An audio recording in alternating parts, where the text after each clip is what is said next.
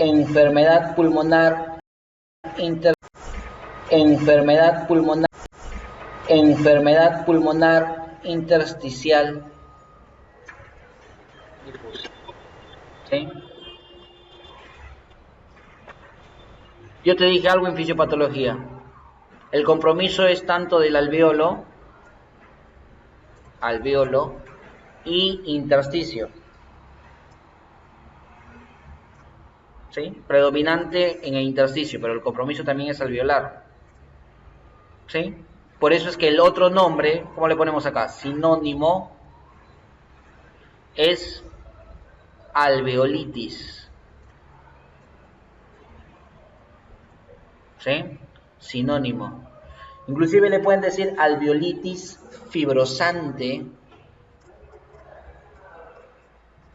criptogénica. Revisa el material cuando dicte fisiopato. Alveolitis fibrosante criptogénica. Bien, sinónimo de la enfermedad pulmonar intersticial difusa. Síntomas. La sintomatología, chicos, es inespecífica. Bueno, acá te he puesto dos, ¿no?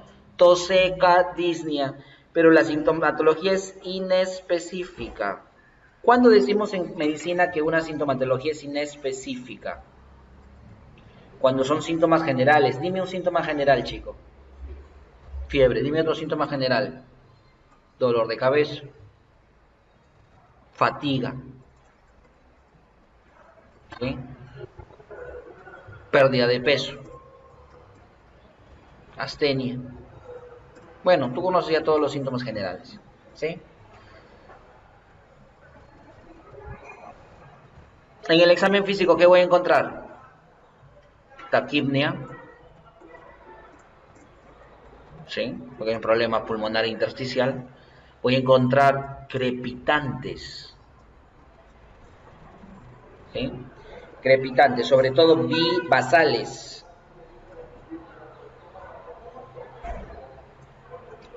Crepitantes bibasales. Como la enfermedad es crónica y progresiva, ya hay problema tanto del alveolo, que es el que donde llega el oxígeno, y intersticio, que permite el intercambio.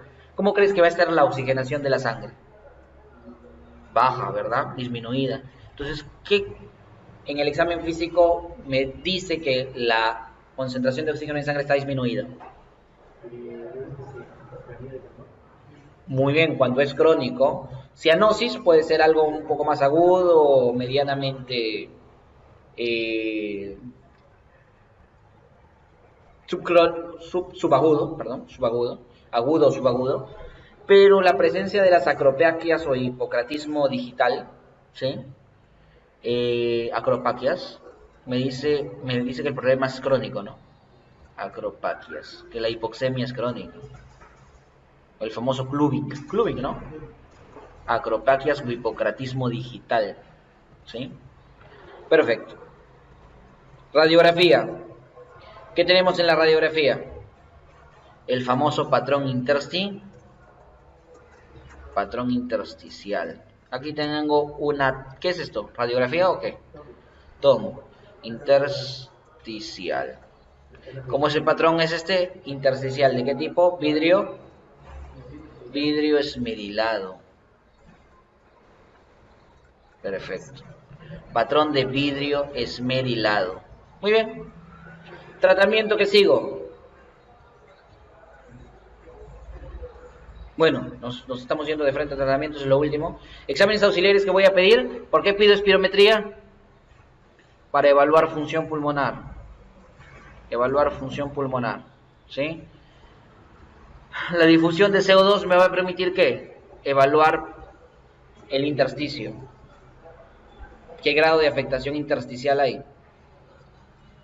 ¿Sí? Dependiendo de cuánto CO2 difunda. Intersticio. El lavado bronquialveolar, ¿qué me va a determinar? ¿Para qué me va a servir el lavado bronquialveolar?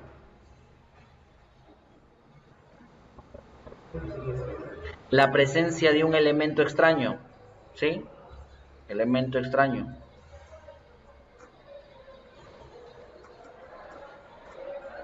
Bien.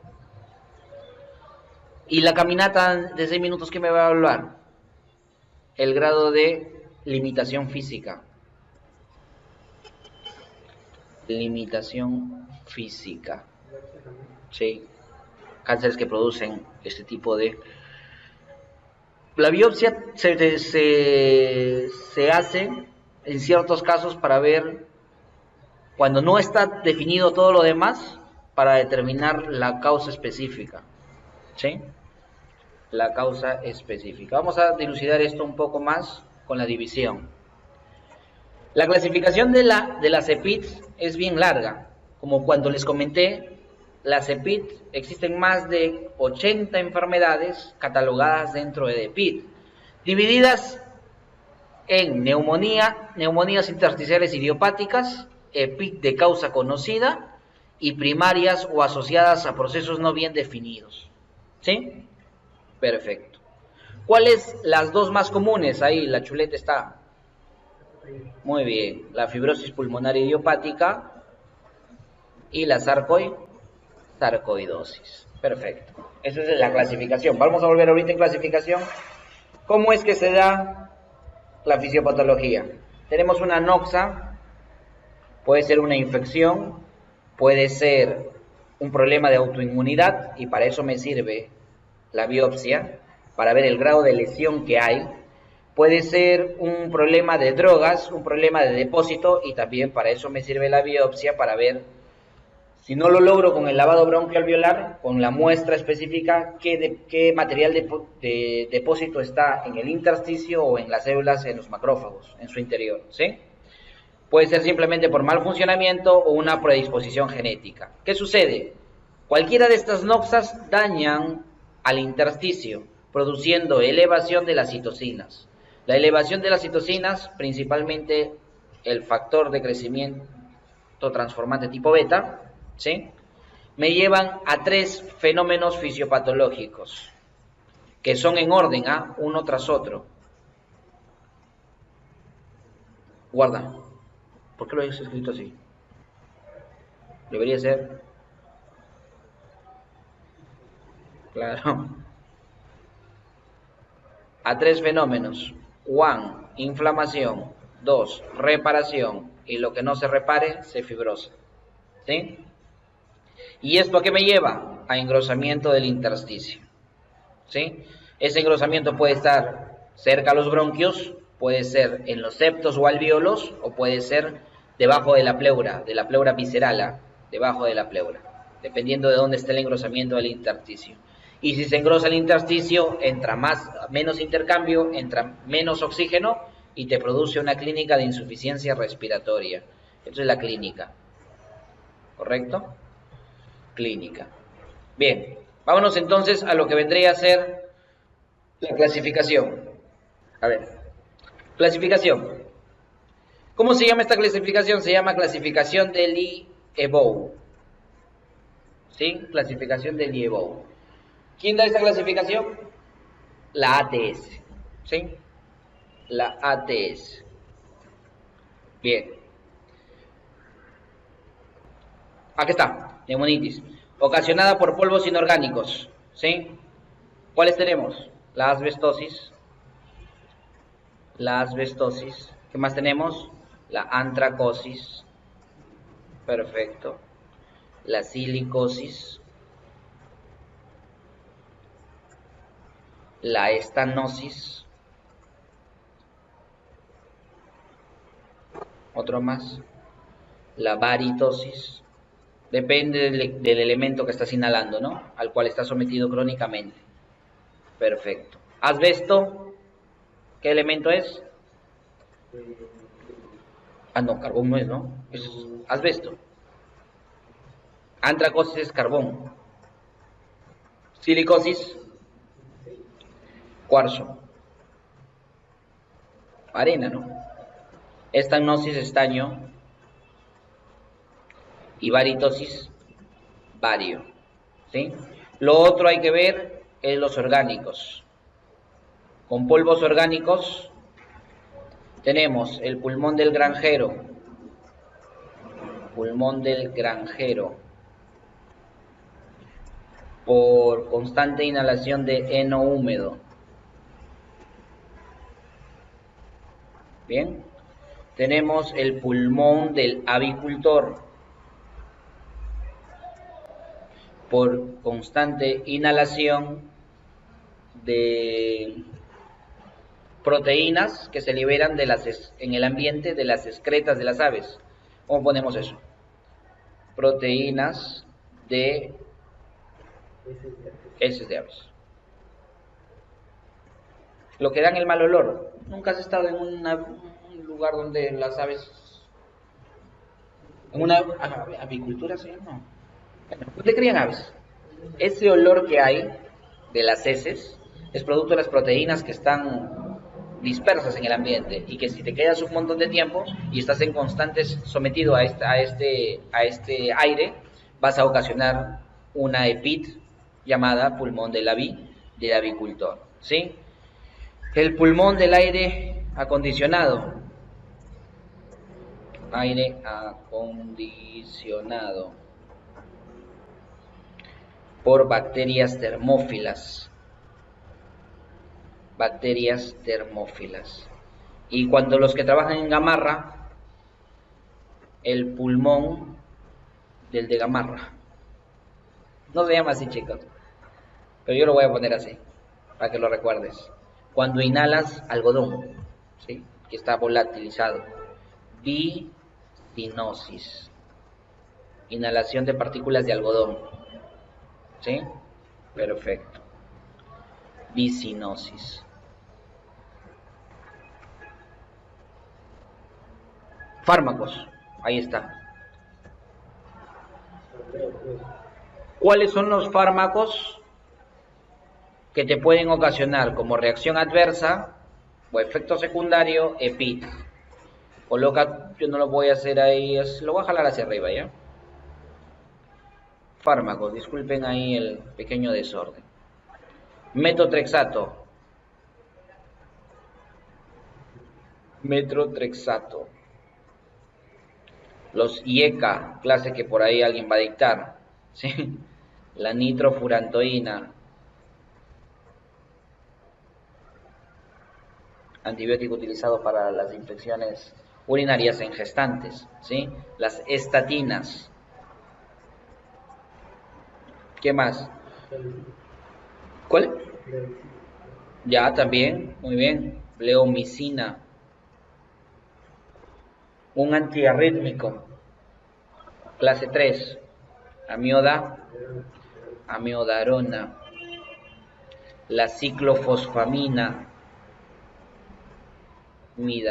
¿Sí? Ciclofosfamida. Perfecto. Ahí tenemos los principales fármacos que me pueden ocasionar EPIT.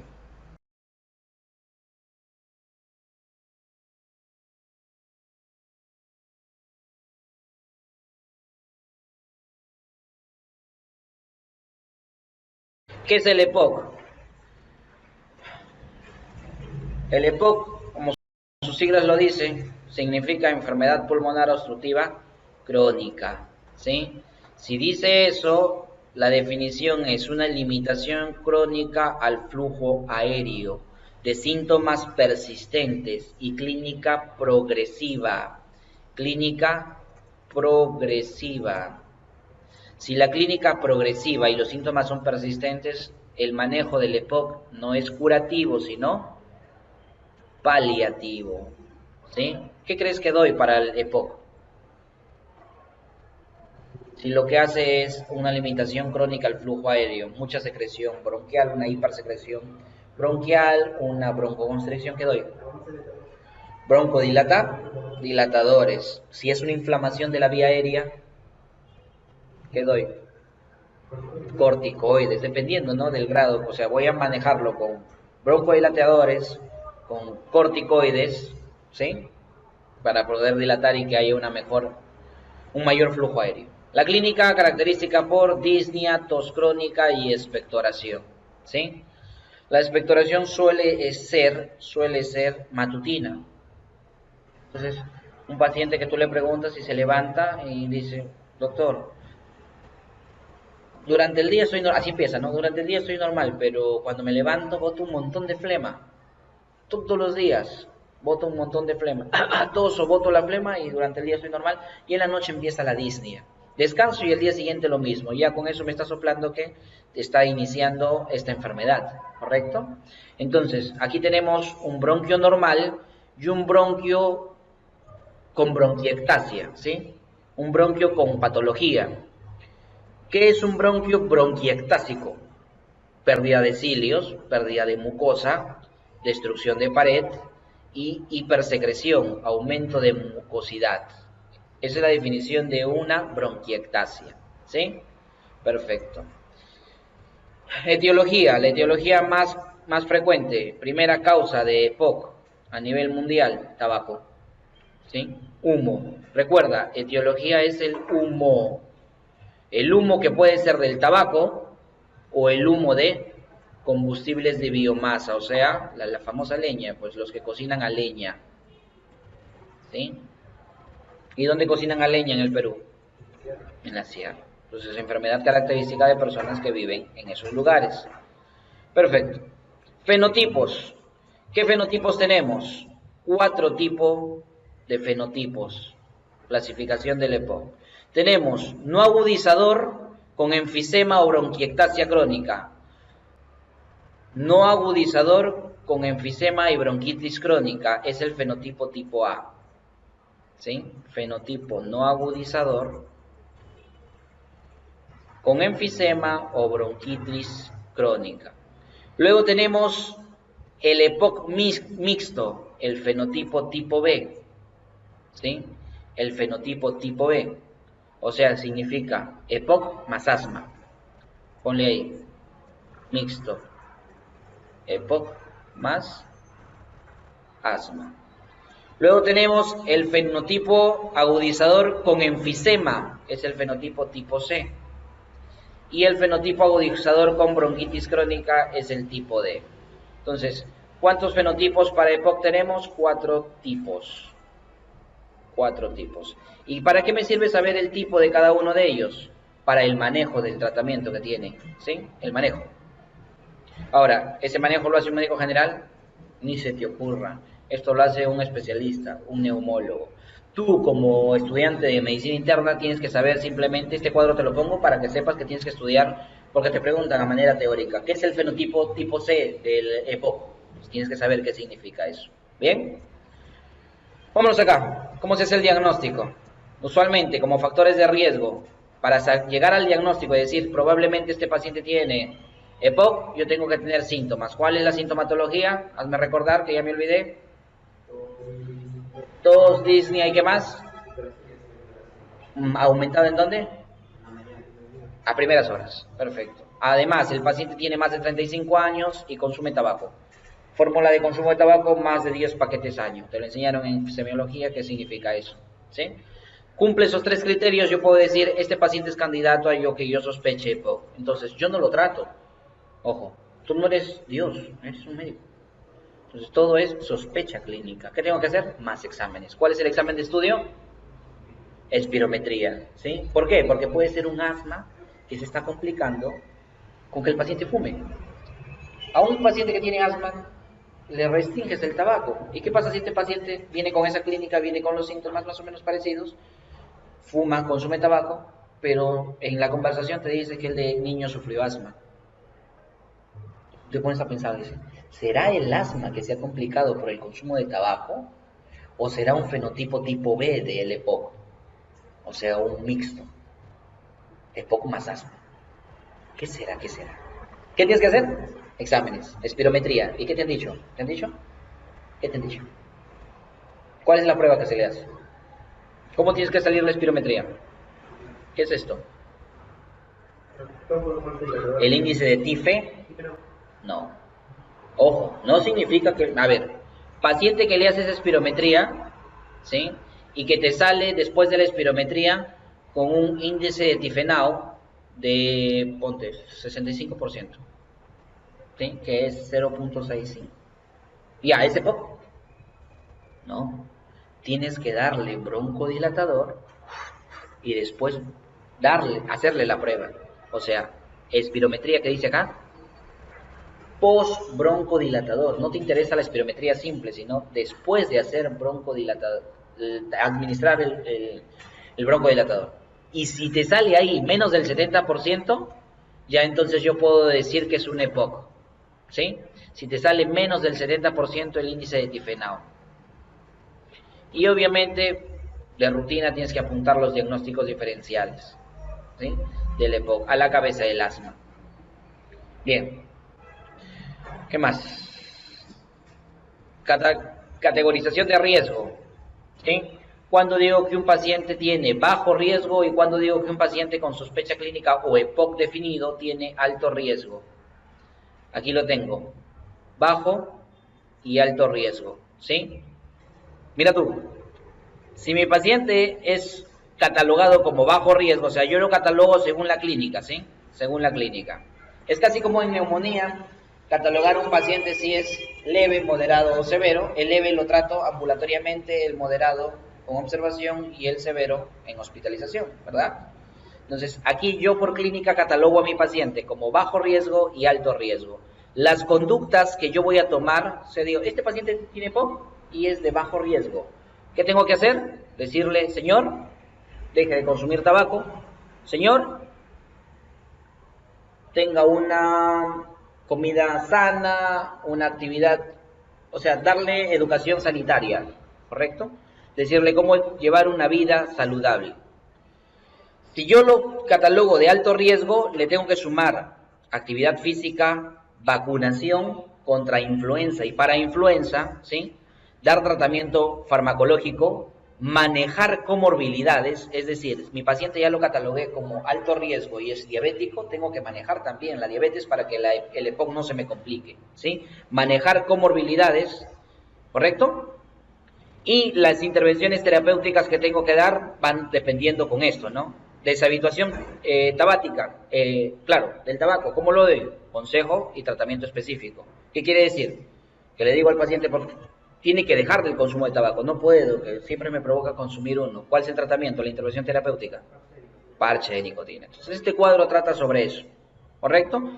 ¿Qué es la conducta que tengo que decidir bajo el riesgo determinado y cuál es la intervención con respecto a esa conducta que decido? Muy bien. Ahora sí, nos vamos a lo más importante en el EPOC, que vendría a ser el tratamiento. ¿Sí?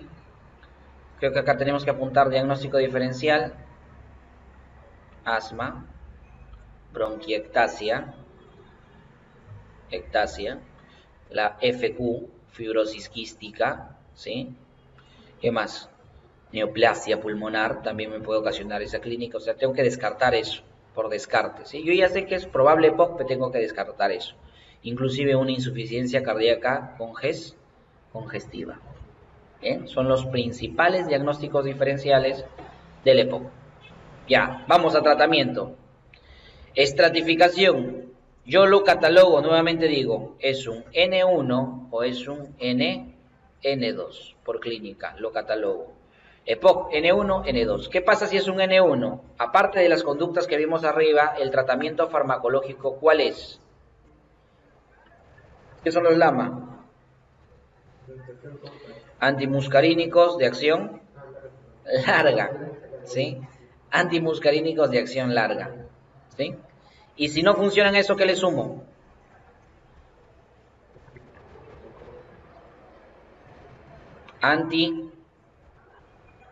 Antagonistas beta adrenérgicos de acción larga, ¿sí? Perfecto. Antagonistas beta adrenérgicos de acción larga. ¿Cómo catalogo? Porque nadie me ha preguntado. ¿Cómo catalogo un N1 y un N2? Agonistas beta adrenérgicos, ¿sí? Disculpa. ¿Cómo catalogo un N1? ¿Cómo catalogo un N2? Tiene que cumplir ciertos criterios. Por ejemplo, si el índice de difenao, el FEV1 post broncodilatador es mayor o igual a 50, es un N1, ¿sí? ¿Qué será un N2? Un volumen expiratorio forzado en el primer segundo post broncodilatación menor a 50%, ¿sí? Si la disnea es una disnea evaluada por un score que me vas a averiguar, que es el MMRC, score de disnea, que puntúa 0 a 2, es un N1.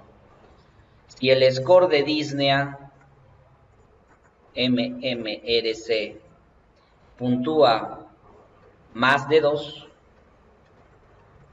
es un N2, ¿sí? Si hay exacerbaciones, ¿qué significa?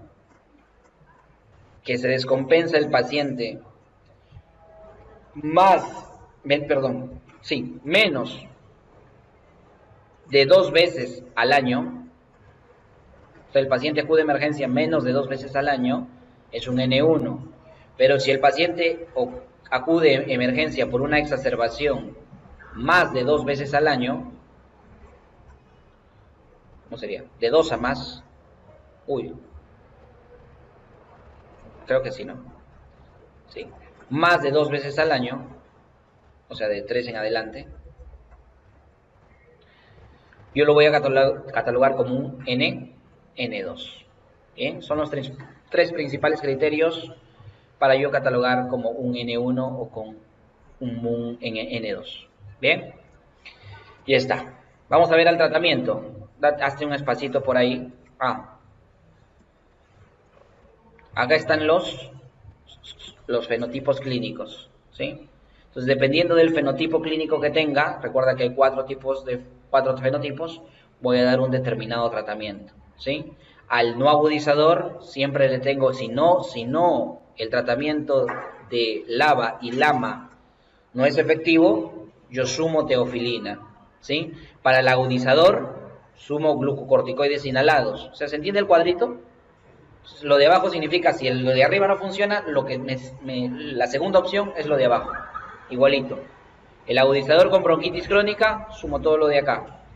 ¿Bien? Y el fenotipo tipo ACO, sumo lo que tú ves ahí. LABA y glucocorticoides inhalados, asociados a LAMA. Ahora, Albert, ¿cuáles son los LABA? ¿Cuáles son los LAMA? ¿Cuáles son los glucocorticoides inhalados? Macrólido, ¿por qué tengo que dar? Bien, lo vamos a ver acá. Hazte un espacio por ahí, por favor.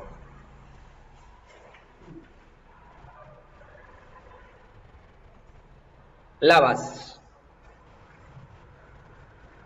Formoterol.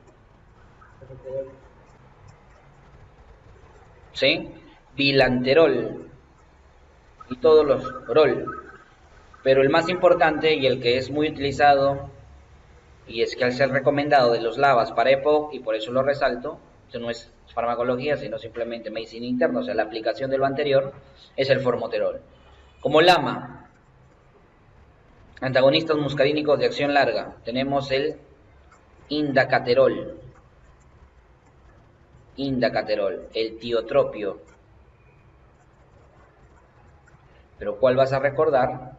Vas a recordar el indacaterol, ¿sí? Como mucolíticos.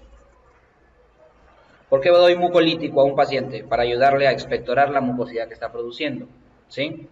Bromuro de hipatropio.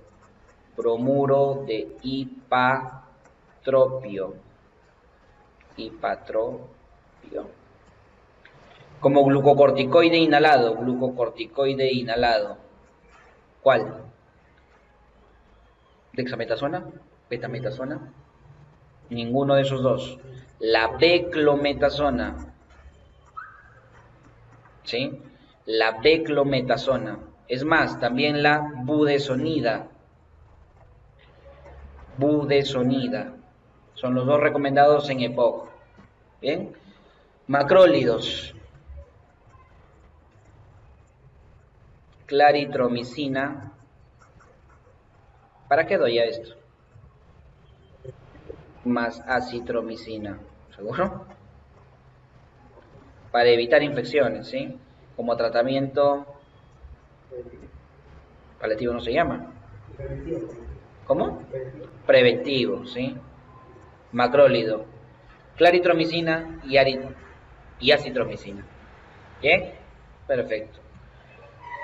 El tratamiento de... ¿Qué pasa si yo tengo un paciente, acá, los 4 fenotipos, un agudizador, cualquiera de ellos, primer tratamiento, por un tiempo y de ahí no hace efecto, voy a la segunda escala, por un tiempo y no hace efecto, ¿qué me queda?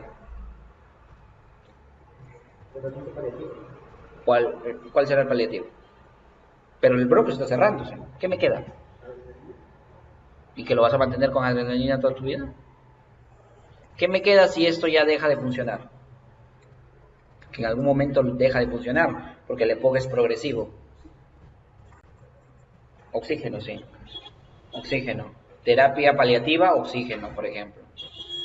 Lamentablemente los pacientes aquí mueren, ¿no? Los que no tienen la condición o por algún motivo no hay órganos para la donación, porque la forma de tratamiento casi definitivo es ¿cuál? El trasplante pulmonar.